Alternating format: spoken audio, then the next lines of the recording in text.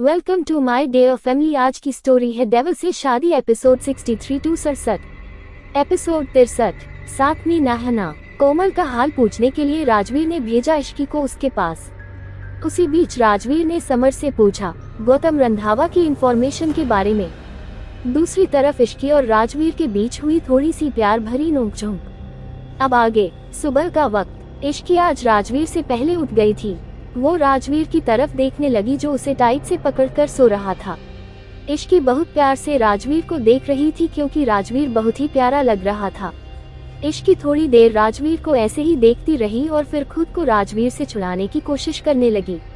इन सब में राजवीर की नींद खुल गई तो वो इश्की से बोला, क्या कर रही हो? सो जाओ। इश्की ने जवाब दिया, नहीं मुझे उठना है। तो राजवीर बोला, रोज तो लेट उठती हो, आज मेरा सोने का मन है, लो तुम्हें जल्दी उठना है। ये बोलकर फिर से सो गया। तभी इश्की ने मुंह बनाते हुए कहा, हाँ आज उठना है मुझे और आपको सोना है तो सो जाओ। राजवीर ने फिर से अपनी बात पर जोर देते हुए कहा, तुम उठ जाओगी तो मुझे नींद नहीं आएगी, इसलिए सो जाओ चुपचाप। ये बोलकर उसने इश्की को और भी ज्यादा टाइट पकड़ लिया। हद होती है यार, सोना खुद को है और तकिया मुझे बना रखा है। इश्की खुद में बड़बड़ाते हुए चुपचाप वैसे ही लेट गई, लेकिन उसे अब भी नींद नहीं आ रही थी। करीब 1 घंटे के बाद राजवीर भी उठ गया और इश्की को देखने लगा, जो अपना फोन चला रही थी। राजवीर ने इश्की के हाथ से फोन लेते हुए कहा, सुबह सुबह उठते ही इंसान को एक्सरसाइज या फिर योग करना चाहिए और तुम हो जो फोन पकड़ के बैठ जाती हो, क्या हुआ? तुम्हारा जिम जाने का भूत उतर गया क्या? इश्की अपना मुंह फुलाकर बोली, अच्छा मैं एक्सरसाइज और योग करती, लेकिन कैसे? इतनी तेज से पकड़ रखा था मुझे, न तो छोड़ रहे थे और न ही हिलने दे रहे थे। फिर कैसे और क्या करती मैं? ये सुनकर राजवीर ने इश्की के गाल पर किस करते हुए कहा, अच्छा बाबा गलती मेरी है, सॉरी। इश्की तुरंत मुस्कुराकर राजवीर से बोली, गुड। वैसे अब आपके प्रॉमिस का क्या हुआ? राजवीर ने कंफ्यूज होकर पूछा, कौन सा प्रॉमिस? इश्की बोली, अरे मेरी हर विश पूरी करने का, जो विश लिस्ट में थी। राजवीर ने जवाब दिया, वो मैं अपने हिसाब से करूँगा, तुम्हें मुझे बार बार याद दिलाने की कोई जरूरत नहीं है। उसके बाद राजवीर ने इश्की को अपनी गोद में उठा लिया। ये देखकर इश्की हैरान होते हुए बोली, अरे अब ये क्या कर रहे हैं आप? राजवीर ने जवाब दिया, आज मेरा मन तुम्हारे साथ नहाने का है। इश्की बात बदलने की कोशिश करते हुए बोली, क्यों? आज आपको जिम नहीं जाना है क्या? और मैं देख रही हूँ आजकल आपको बहुत रोमांच सूझ रहा है। तभी राजवीर इश्की को शावर के नीचे खड़ा करते हुए बोला, क्यों? तुम्हें तो मैं अनरोमांटिक दिखता था, फिर मैं 10 मैंस कैसे कर सकता हूँ? राजवीर ने ये बोलते हुए शावर ऑन कर दिया, जिसकी वजह से पानी उन दोनों पर गिरने लगा। ये देखकर इश्की राजवीर की आंखों में देखते हुए शर्मा गई और उसने अपनी आंखें नीचे कर ली, जिसे देखकर राजवीर बोला, क्या बात है, तुम्हें शर्माना भी आता है? इस पर इश्की कुछ नहीं बोली और राजवीर इश्की के फेस को ऊपर करके उसे किस करने लगा। इश्की भी किस पर रेस्पॉन्स करने लगी और कुछ देर के बाद दोनों अलग हो गए। तभी इश्की राजवीर के गले से लगकर बोली, राजवीर लव यू। ये सुनकर राजवीर ने स्माइल करते हुए कहा, आई लव यू टू। फिर थोड़ी देर बाद इश्की राजवीर से अलग होकर बोली, अब आप बाहर जाए, मुझे चेंज करना है। राजवीर ने स्माइल करते हुए जवाब दिया, हाँ तो कर लो, इसके लिए मुझे बाहर जाने की क्या जरूरत है? इश्की ने तुरंत रोनी सी शक्ल बनाकर जवाब दिया, आप जाए ना। तभी राजवीर बोला, अच्छा ठीक है जा रहा हूँ, लेकिन कब तक कैसे बचोगी? ये सुनते ही इश्की तेज आवाज में बोली, राजवीर अच्छा ठीक है जा रहा हूँ। ये बोलकर राजवीर बाथरूम से बाहर चला गया। दूसरी तरफ एक बड़े से घर में एक आदमी सोफे पर बैठा हुआ था। उसके हाथ में किसी की फोटो थी, जिसे देखते हुए उसने कहा, आखिर कब तक मेरे से छिपती फिरोगी? कभी ना कभी तो मेरी पकड़ में आओगी। उस दिन तुम्हें पता चलेगा कि मैं कौन हूँ। तुम्हें क्या लगा था कि इतनी आसानी से मुझसे पीछा छुड़वा लोगी और अपनी जिंदगी बड़े आराम से गुजार लोगी? तो ऐसा नहीं होने वाला। आ रहा हूँ मैं, तुम्हारी बर्बादी बनकर, बहुत जल्द ढूंढ निकलूंगा तुम्हें। वहीं दूसरी तरफ मिशा और इश्की ऑफिस के लिए कार से जा रहे थे क्योंकि राजवीर ने उन्हें बाइक से जाने के लिए मना किया था। तभी अचानक उनकी कार के सामने एक आदमी आ गया और कार स्पीड से झटका खाते हुए रुक गई। इश्की और मिशा ने भी कार के अंदर बड़ी मुश्किल से खुद को संभाला। फिर मिशा ड्राइवर को देखते हुए बोली, क्या हुआ है? ड्राइवर ने जवाब दिया, मैम कार के सामने कहीं से अचानक एक आदमी आ गया है। ये सुनते ही इश्की ने ऑर्डर देते हुए कहा, हाँ तो जाकर देखो उसे कुछ हुआ तो नहीं है ना। ये सुनकर वो ड्राइवर कार से निकल के उस आदमी को देखने लगा। तभी मिशा और इश्ती भी कार से बाहर आ गई। उस आदमी को उठाते हुए मिशा बोली, अंकल आपको ज्यादा तो नहीं लगी है ना। वो आदमी कुछ बोलता कि उससे पहले ही वो बेहोश हो गया। इस पर इश्की ने घबराते हुए कहा, जल्दी चल मिशा, उन्हें हॉस्पिटल लेकर जाना होगा, उन्हें कुछ हो ना जाए। तो मिशा भी उसका साथ देते हुए बोली, हाँ तू सही कह रही है, चल चलते हैं। फिर ड्राइवर की हेल्प से वे उस आदमी को कार में बिठाकर हॉस्पिटल के लिए निकल गए। कौन था ये आदमी और वो अननोन आदमी किसको बर्बाद करने वाला है? To be continued. एपिसोड 64। कोमल जी की चिंता और रेहन का प्लान। एक तरफ राजवीर और इश्की दोनों एक दूसरे में खोए हुए थे, वही दूसरी तरफ कोई आदमी था जो किसी की फोटो हाथ में लिए उसे बर्बाद कर देने का ऐलान कर रहा था। वही कुछ देर बाद ऑफिस जाती हुई इश्की और मिशा की कार से टकराकर बेहोश हो गया कोई अननोन आदमी। अब आगे राजवीर अपने ऑफिस में बैठ के काम कर रहा था कि तभी उसके पास इश्की के ड्राइवर का कॉल आया। राजवीर ने कॉल रिसीव किया तो ड्राइवर ने राजवीर को सारी बात बता दी। ये सुनने के बाद राजवीर ने फोन रखा और समर को अपने केबिन में बुला लिया। जब समर कैबिन आया तो राजवीर ने उसे हॉस्पिटल जाकर सारे मामले को देखने के लिए कहकर वहां से भेज दिया। हॉस्पिटल। इश्की और मिशा हॉस्पिटल में वार्ड के बाहर खड़ी थी, तभी वहां समर भी आ गया। उसने इश्की की ओर देखते हुए पूछा, मैम कितनी चोट आई है? इश्की ने जवाब देते हुए कहा, चोट ज्यादा नहीं थी पर वो बेहोश हो गए थे और सिर पर भी थोड़ी चोट लगी थी। अब डॉक्टर ही बताएंगे कि क्या हुआ है। ये सुनकर समर बोला, आप चिंता मत करिए, अब मैं आ गया हूँ, मैं यहाँ सब देख लूंगा। आप चाहे तो मिशा मैम के साथ ऑफिस जा सकती है।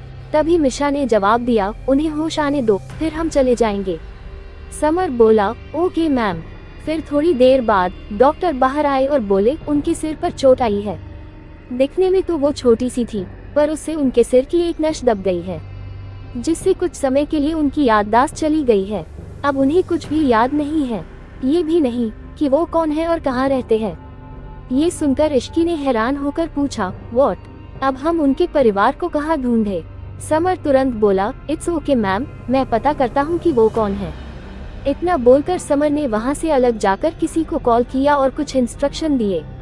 उधर मिशा ने इश्की से कहा, जब तक पता नहीं चलेगा कि ये कौन है तब तक ये कहाँ रहेंगे।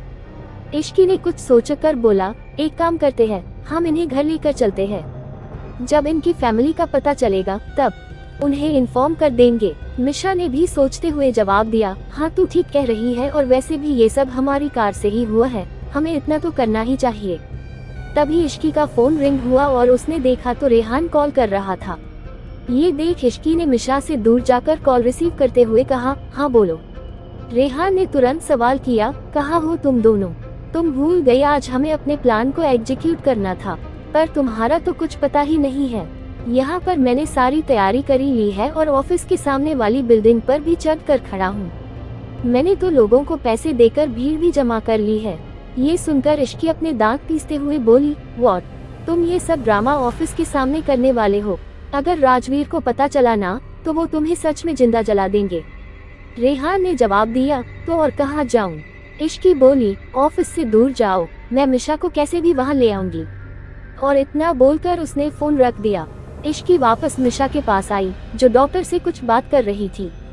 तभी मिशा इश्ती को देखकर बोली, डॉक्टर कह रहे हैं कि वो उन्हें कल डिस्चार्ज कर देंगे। इश्की ने जवाब दिया, ये तो ठीक है, तब तक तो समर इनके घर वालों का भी पता लगवा लेंगे। मिशा ने कहा, हाँ सही कहा तुमने। फिर इश्की बोली, अच्छा ठीक है, अब समर यहाँ देख लेगा, हम ऑफिस चलते हैं। ये कहकर वो दोनों ऑफिस के लिए निकल गए। इधर घर में कोमल अपने रूम में टहले जा रही थी, क्योंकि आज उनका किसी भी चीज में मन नहीं लग रहा था।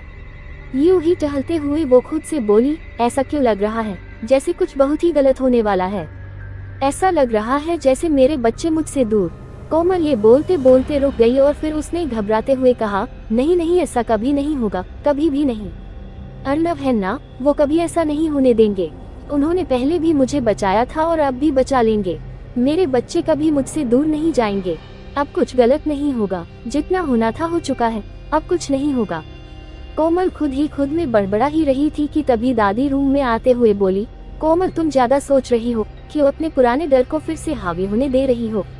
ये मत भूलो कि तुम अब मिसेस कोमल सिंघानिया हो। आज के समय में कोई भी सिंघानिया परिवार से नहीं टकरा सकता, इसलिए चिंता छोड़ दो। तुम ये मत भूलो कि चिंता और चीता की राशि एक ही होती है।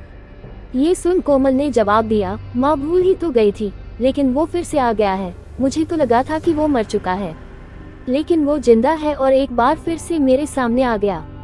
मेरी जिंदगी की उस एक गलती ने ना जाने कितनी खुशियों को सांप बनकर डस लिया और कितनों की जिंदगी में जहर घोल दिया है। दादी एक बार फिर से कोमल को समझाते हुए बोली, नहीं बेटा, जो हुआ उसमें तेरी क्या गलती थी। तूने तो अपने आने वाले कल के लिए सपने सजाए थे, पर तुझे क्या पता था कि तेरे दामन में फूल की जगह कांटे हैं। कोमल ने उदास होते हुए कहा, आप सही कह रही हैं माँ, लेकिन मेरे दामन के उन कांटों ने दूसरों को भी घायल कर दिया है। कोमल की ऐसी बातें सुनकर दादी बोली, जो बीत गई सो बात गई। अब आगे की सोच, ऐसे कैसे काम चलेगा। अभी तो तुझे 2 बेटियों की शादी करनी है और एक बदमाश बेटा है, उसकी भी तो शादी करनी है। अभी तेरे ऊपर बहुत सी जिम्मेदारियां हैं। चल अब आंसू पोंछ, अगर किसी बच्चे ने देख लिया ना तो फिर से 100 झूठ बोलने पड़ेंगे। दूसरी तरफ मिशा और इश्की ऑफिस पहुंच गए थे। तभी इश्की ने बहाना बनाते हुए कहा, मिशा मुझे ना बहुत भूख लग रही है, जल्दी के चक्कर में मैं खाना नहीं खा पाए और फिर इतना सब कुछ हो गया है। चल ना पहले चलकर कुछ खाते हैं, फिर ऑफिस चलेंगे। मिशा ने जवाब दिया, तो तू कैंटीन में खा लियो। इस पर इश्की बोली, नहीं मुझे कैंटीन का खाना अच्छा नहीं लगता है। चल ना, थोड़ी देर की ही तो बात है और वैसे भी हम तो इतना लेट हो ही चुके हैं। इश्की की जिद मानते हुए मिशा ने कहा, अच्छा ठीक है चल फिर। मिशा के ये कहते ही दोनों वहाँ से पास के ही एक रेस्टोरेंट की तरफ आ गई। क्या करने वाला है रेहान उस रेस्टोरेंट में, और क्या है कोमल के अतीत से जुड़ा वो राज जिसे वो छुपा रही है सबसे। To be continued. Episode 65, Rajveer की पनिशमेंट इश्की और रेहान के लिए। अब आगे। कुछ देर बाद इधर राजवीर अपने कैबिन में सोफे पर अपना एक पैर दूसरे पैर पर चढ़ाकर किसी राजा की तरह बैठा हुआ था। उसके सामने इश्की और रेहान अपना सिर नीचे करके खड़े थे और मिशा साइड में खड़ी थी। उसे इस वक्त उन दोनों पर बहुत हंसी आ रही थी, क्योंकि उन्होंने जो सोचा था उसका उल्टा हो गया था। राजवीर अपनी सीरियस टोन में बोला, अब चुपचाप क्यों खड़े हो। क्या सोचा मेरे ऑफिस के आसपास इतना ड्रामा करोगे और मुझे पता नहीं चलेगा। बोलोगे अब कुछ। उद्धरण चिन्ह। राजवीर की आवाज सुनकर इश्की जैसे तैसे ऊपर देखते हुए बोली, राजवीर बीच में टोकते हुए बोला, सर। इश्की बोली, राजवीर। उद्धरण चिन्ह। राजवीर फिर से बीच में टोकते हुए बोला, सर। इस बार इश्की तेज आवाज में बोली, सर, जो भी हुआ उसमें हमारी कोई गलती नहीं थी। हम तो बस कुछ इंटरेस्टिंग करना चाहते थे, इसलिए ऐसा किया। ये बोलते बोलते इश्की की आवाज शब्दों के साथ साथ धीमी होती जा रही थी। इश्की की बात सुनते ही रेहान भी उसकी हाँ में हाँ मिलाते हुए बोला, हाँ सर, ये इश्की सही कह रही है और कोई इंटेंशन नहीं था हमारा। उद्धरण चिन्ह। राजवीर बोला, कुछ इंटरेस्टिंग करने के लिए तुम दोनों को सुसाइड का आइडिया मिला। रेहान ने कहा, वो बात ये है सर की। पर वो ये बोलते बोलते रुक गया।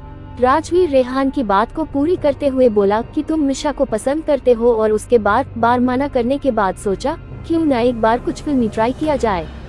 एम आई राइट। राजवीर के मुंह से ये सब सुनकर इश्की, रेहान और मिशा तीनों ही ये सोचकर शॉक हो गए कि राजवीर को सब कैसे पता चला। उनको शॉक देखकर राजवीर बोला, अपने घर के हर एक इंसान की जानकारी रहती है मेरे पास। उद्धरण चिन्ह। राजवीर आगे पूछते हुए बोला, अब ये बताओ ये बेकार आइडिया था किसका। रेहान तपाक से बोला, इश्की का। उद्धरण चिन्ह। इश्की गुस्से से रेहान को देखते हुए बोली, व्हाट डू यू मीन। मैंने तो सिर्फ ऊपर चढ़कर कूदने की धमकी देने का आइडिया दिया था, आग लगाने का आइडिया तो तेरा था। रेहान बोला, हाँ, तो अगर तुम मुझे सुसाइड का आइडिया नहीं देती तो आग का भी आइडिया मुझे नहीं आता। उद्धरण चिन्ह। ये सुनकर इश्की चिल्लाते हुए गुस्से से बोली, अच्छा, एक तो तरस खाकर आइडिया दिया, ये सोचा कि बेचारे का भला हो जाए, नहीं तो पूरी जिंदगी देवदास बनकर घूमता रहेगा। लेकिन ये देखो, जनाब के तेवर ही अलग हैं। मुझे तुम्हारी हेल्प करनी ही नहीं चाहिए थी। उद्धरण चिन्ह। रेहान भी चिल्लाकर बोला, क्या हेल्प की, काम बनने की जगह और बिगड़ ही गया। उद्धरण चिन्ह। दोनों फिर से सब कुछ भूल कर लड़ने लगे और उन्हें इस बात का होश भी नहीं था कि वो दोनों इस वक्त राजवीर के सामने उसी के कैबिन में खड़े थे। इश्की फिर से बोली, अच्छा, मेरी वजह से काम बिगड़ा। किसने कहा था लोकेशन ऑफिस के पास रखने के लिए। तेरा बस चलता तो ऑफिस के सामने ही ये सब करने लग जाता। वो तो मैं थी जो थोड़ा ही सही लेकिन दूर जाने को बोल रही थी। उद्धरण चिन्ह। ये सब देखकर राजवीर चिल्लाते हुए बोला बस।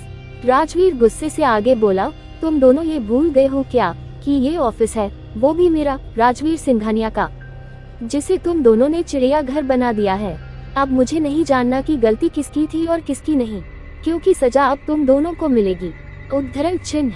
इश्की शौक होकर बोली, क्या सजा? राजवीर बोला, हाँ आपने सही सुना। उद्धरण चिन्ह। इश्की मासूम सा चेहरा बनाकर बोली, पर राजवीर। तभी राजवीर बीच में टोकते हुए बोला, सर।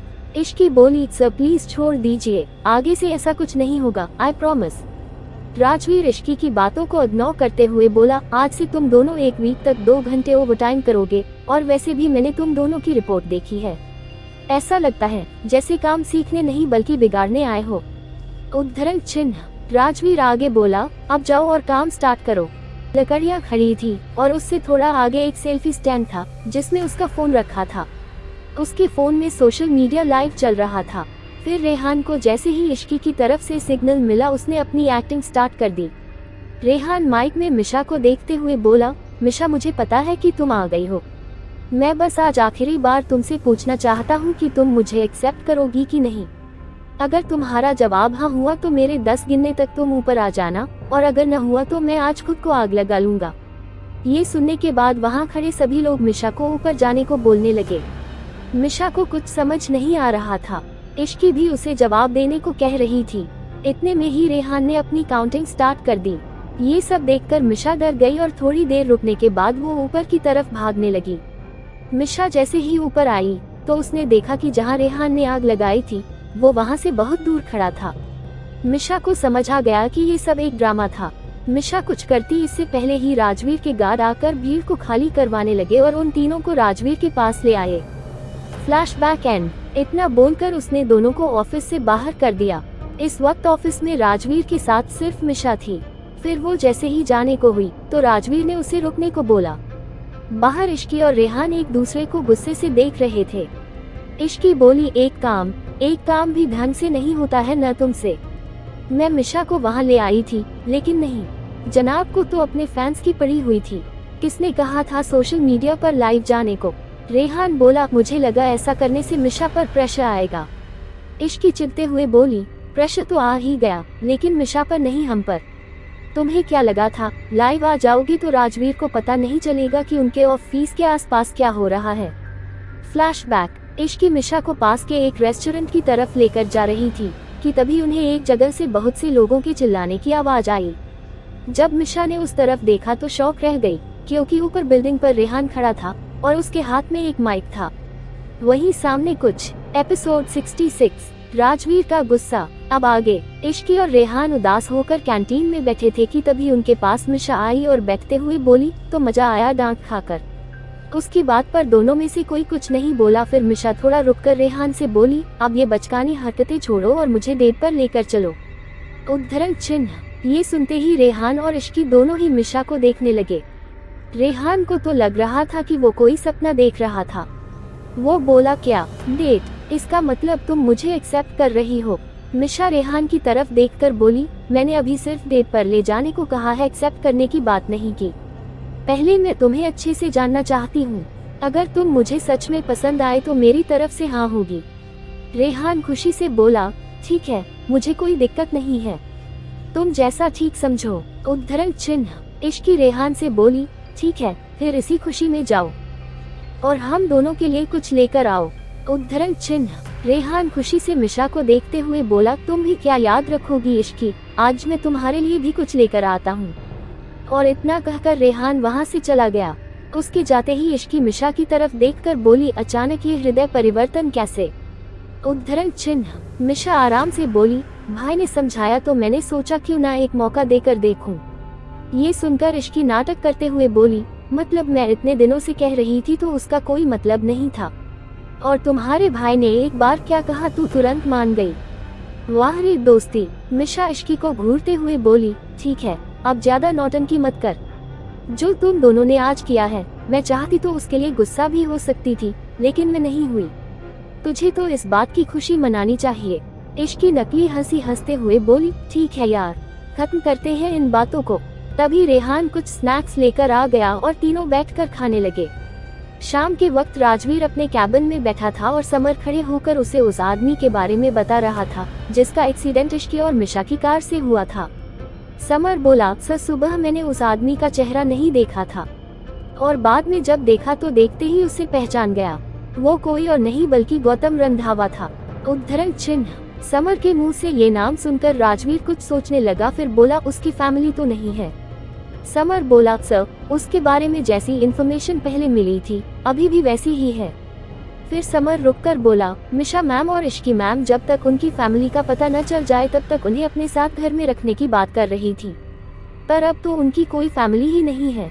मुझे पूरा यकीन है कि मैम उन्हें अपने साथ घर ही लेकर जाएगी या अब तक ले जा चुकी होंगी। राजवीर ये सुनकर कुछ नहीं बोला। फिर कुछ सोचने के बाद उसने इश्की को कॉल किया। इश्की ने कॉल रिसीव की और वो अपनी प्यारी आवाज में बोली, हेलो। राजवीर सीरियस होकर बोला, कहाँ हो तुम?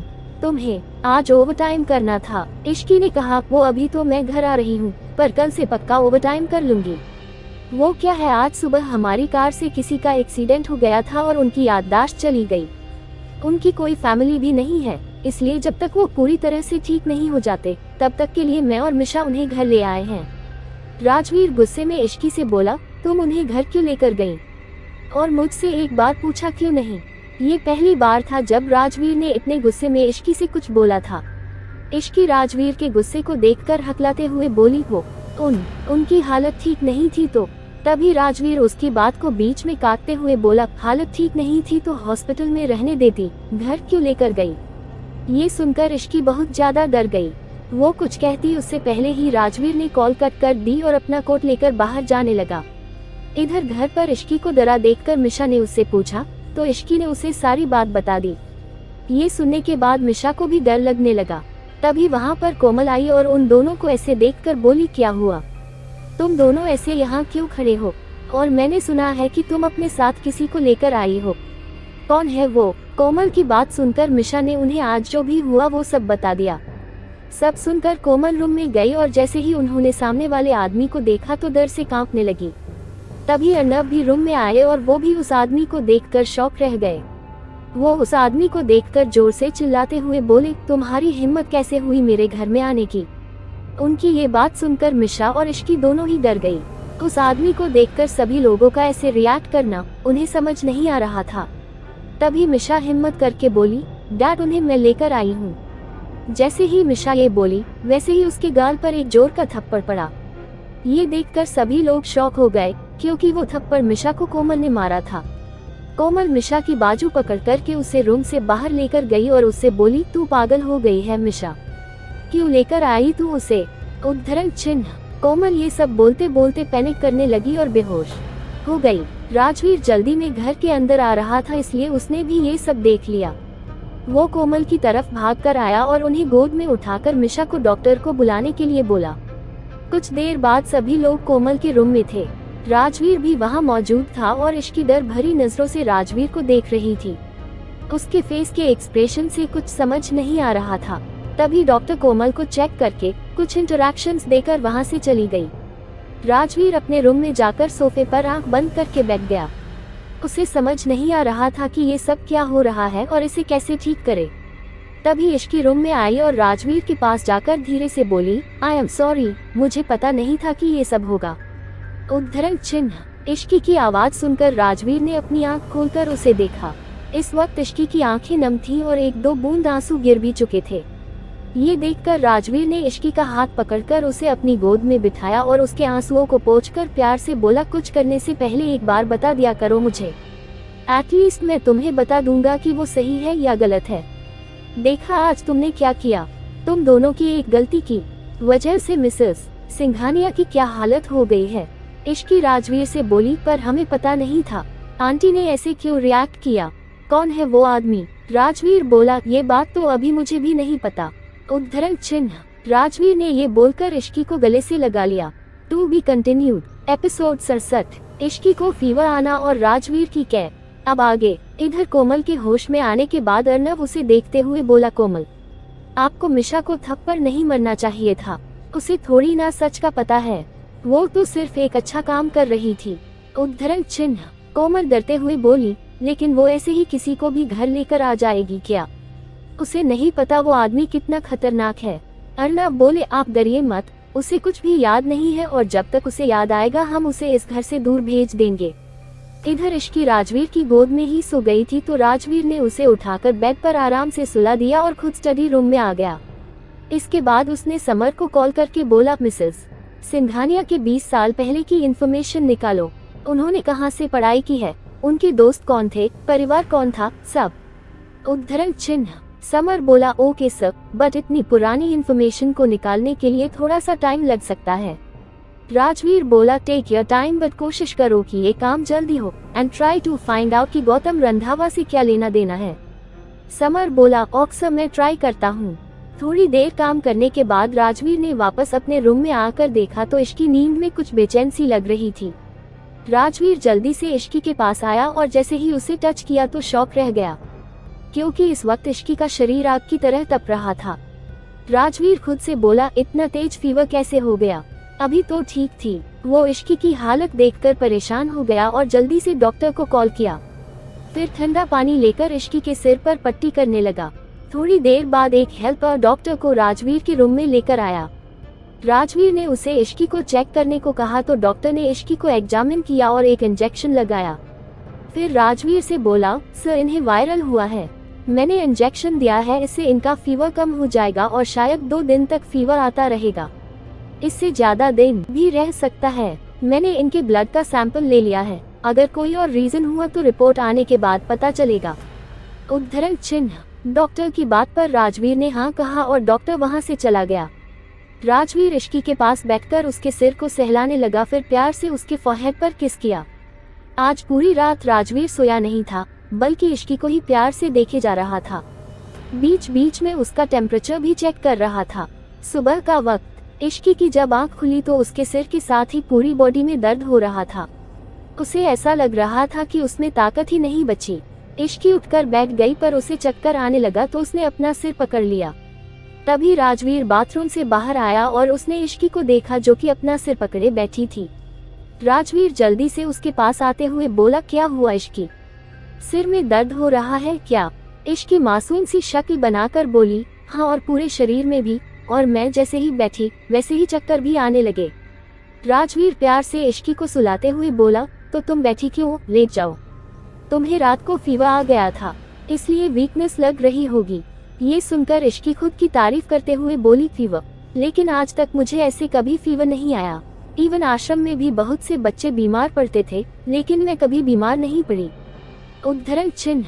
राजवीर चिढ़ते हुए बोला, हाँ तुम बहुत फिट हो, रात को तो फीवर मुझे आया था, बस पेन तुम्हें ट्रांसफर हो गया। इश्की फिर से तारीफ करते हुए बोली, आपको जो समझना है समझ लीजिए, लेकिन मैं बहुत स्ट्रॉन्ग हूँ। आप देखना, एक बार मेडिसिन लूंगी और फिर मैं बुलेट ट्रेन से भी फास्ट दौड़ सकती हूँ। राजवीर प्यार से इश्की के सिर पर किस करते हुए बोला, मैं भी तो यही चाहता हूँ कि तुम हमेशा ठीक रहो, कभी भी कमजोर न पड़ो। उद्धरण चिन्ह।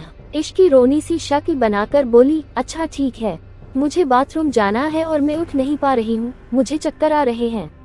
ये सुनकर राजवीर ने इश्की को गोद में उठा लिया और बाथरूम में ले जाकर नीचे उतारते हुए बोला, मैं बाहर ही हूँ, अगर चक्कर आए तो मुझे आवाज दे देना। ये सुनकर इश्की ने हाँ में सिर हिला दिया और राजवीर बाहर चला गया। थोड़ी देर के बाद राजवीर को इश्की की आवाज सुनाई दी तो राजवीर अंदर गया और उसने देखा कि इश्की पानी से भीग चुकी है। वो उसी हालत में मासूम सी शक्ल बनाकर बोली, मैं नल चालू कर रही थी, गलती से शावर चालू हो गया और मैं भीग गई। उद्धरण चिन्ह। ये सुनकर राजवीर थोड़ा गुस्सा करते हुए बोला, ध्यान रखना था ना, तुम्हें अभी फीवर है और तुम ठंडे पानी से भीग रही हो। ये बोलकर राजवीर इश्की के पास आया और उसे उठाकर एक चेयर पर बिठा दिया, फिर उसे टॉवल से साफ करने लगा। वो इश्की को कपड़े देकर बोला, ये लो जल्दी से चेंज करो। उद्धरण चिन्ह। इतना बोलकर राजवीर बाथरूम से बाहर आ गया। थोड़ी देर बाद फिर से इश्की की आवाज आई तो राजवीर अंदर गया। इश्की चेयर पर अपने कपड़े चेंज करके बैठी हुई थी। उसने राजवीर को देखकर अपने दोनों हाथ हवा में कर दिए तो राजवीर स्माइल करते हुए उसके पास आया और इश्की को अपनी गोद में उठाकर बोला, बिल्कुल 5 साल की बच्ची हो तुम। उद्धरण चिन्ह। इश्क की शरारत से बोली, नहीं, मैं 5 साल की नहीं बल्कि 20 साल की बच्ची हूँ और आपने एक बच्ची से शादी की है, तो अब भुगतिए। राजवीर ने इश्की को बेड पर बिठा दिया और उसे ब्रेकफास्ट कराया, फिर उसे मेडिसिन दिया। तभी राजवीर के फोन पर एक MSG आया। राजवीर उस MSG को देखा तो उसमें इश्की की ब्लड रिपोर्ट थी। राजवीर रिपोर्ट देखकर पढ़ने लगा तो इश्की बोली, इतने गौर से आप किसका MSG पढ़ रहे हैं? राजवीर बोला, तुम्हारी ब्लड रिपोर्ट पढ़ रहा हूँ। इश्की जोर से चौंकते हुए बोली, क्या ब्लड रिपोर्ट? लेकिन मेरा ब्लड लिया कब? कोर्ट। राजवीर बोला, अरे इतनी जोर से क्यों बोल रही हो? जब रात को तुम नींद में थी तब सैंपल के लिए ब्लड लिया था। कोर्ट। इश्की बोली, लेकिन ये गलत है, मेरी मर्जी के बिना मेरा ब्लड कैसे लिया? अगर मैं उठ जाती तो जरूर बेहोश ही हो जाती। कोर्ट। राजवीर बोला, इसमें मर्जी वाली बात कहाँ से आ गई? और तुम बेहोश क्यों होती? कोर्ट। इश्की धीरे से मासूम शक के साथ बोली, वो मुझे न ब्लड से डर लगता है, मैं ब्लड देख लूं तो मुझे चक्कर आने लगते हैं। ये सुनकर राजवीर ने अपनी एक आईब्रो ऊपर करके पूछा, अभी थोड़ी देर पहले तो कोई बहुत स्ट्रॉन्ग बन रही थी। कोर्ट। इश्की धीरे से बोली, नहीं मैं स्ट्रॉन्ग तो हूँ, बस थोड़ा ब्लड से डर लगता है। राजवीर बोला, ठीक है, तुम अब रेस्ट करो, ज्यादा मत बोलो। फिर इश्की ने पूछा, अच्छा रिपोर्ट में आया क्या है, ये तो बता दीजिए। कोर्ट। राजवीर प्यार से बोला, कुछ नहीं आया है, तुम्हें वायरल ही हुआ है। और फिर इश्की को आराम से लिटाते हुए बोला, आंखें बंद करके रेस्ट करो अब। अगला एपिसोड सुनने के लिए हमारे चैनल नॉवल स्टोरी कॉमिक्स को सब्सक्राइब जरूर कर लो।